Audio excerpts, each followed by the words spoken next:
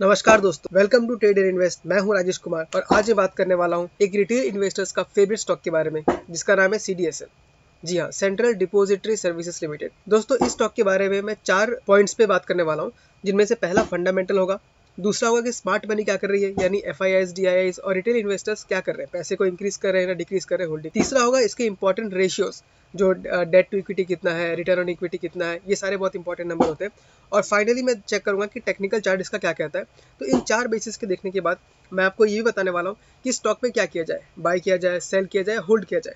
तो इस वीडियो को लास्ट तक देखिएगा दोस्तों। तो चलिए सबसे पहले मैं सिंपली बताता हूँ कि बिजनेस क्या करता है। कोई भी आदमी या किसी भी कंपनी को अगर शेयर मार्केट में लिस्ट होना है या आपको ट्रेडिंग ही करना है, तो CDSL के बगैर ये काम बिल्कुल ही पॉसिबल नहीं है।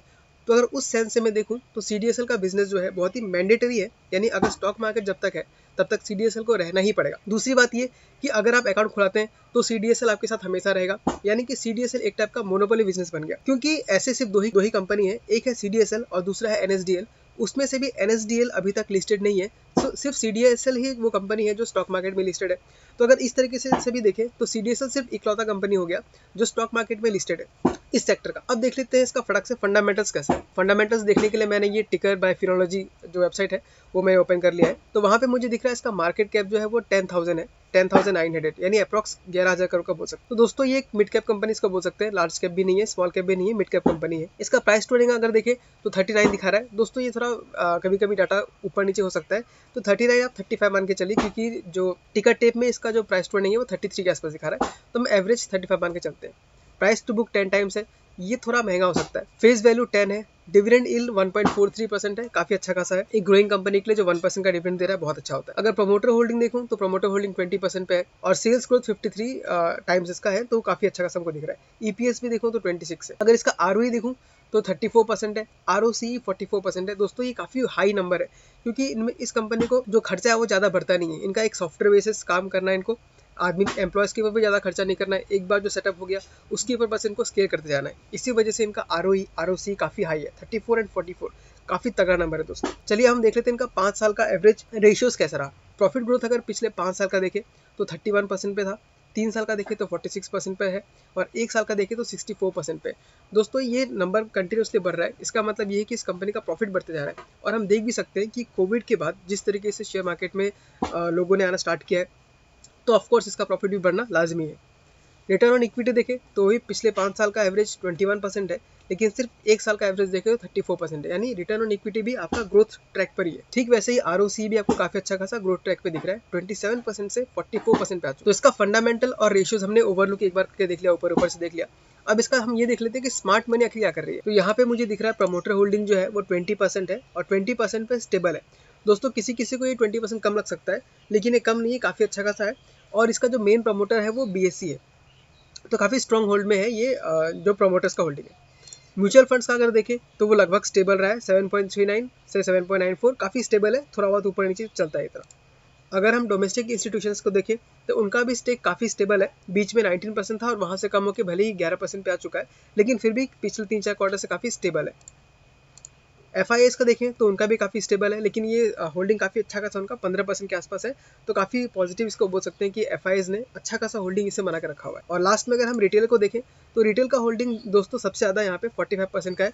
और यही एक चिंता का विषय हो सकता है कि हम नॉर्मली देखते हैं कि जब भी रिटेल का होल्डिंग बहुत ज़्यादा बढ़ जाता है तो वो स्टॉक इतना जल्दी ऊपर उठता नहीं है, क्योंकि इसमें लिक्विडिटी बहुत ज़्यादा बढ़ जाती है।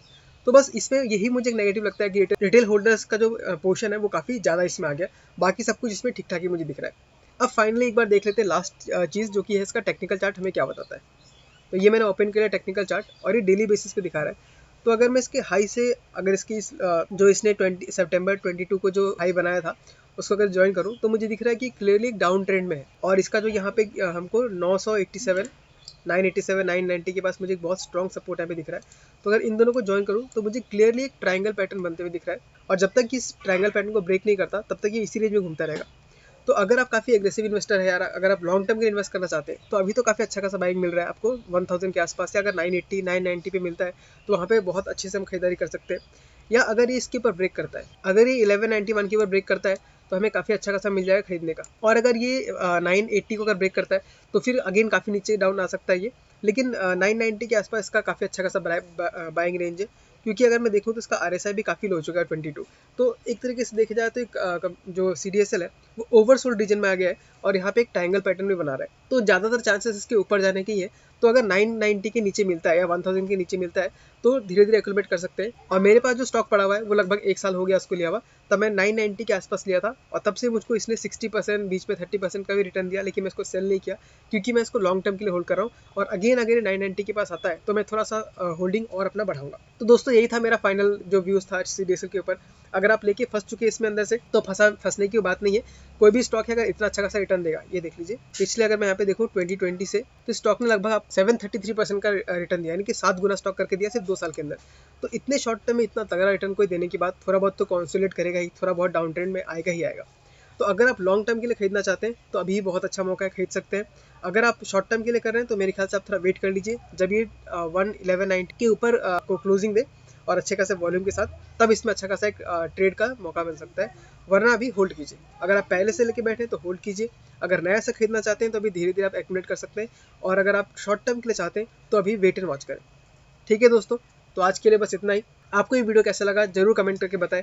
चैनल को सब्सक्राइब भी कर लें क्योंकि ऐसा ही मैं वीडियोस लगातार लाते रहता हूँ। और 1 फरवरी को CDSL का रिजल्ट भी आने वाला है। अगर रिजल्ट अच्छा खासा होता है, प्रॉफिट बढ़ते हैं, तो ऑफकोर्स इस स्टॉक के ऊपर पॉजिटिव न्यूज़ होना चाहिए। तो अगर आप उस रिजल्ट का एनालिसिस जानना चाहते हैं तो इस चैनल को जरूर से जरूर सब्सक्राइब कर दीजिएगा।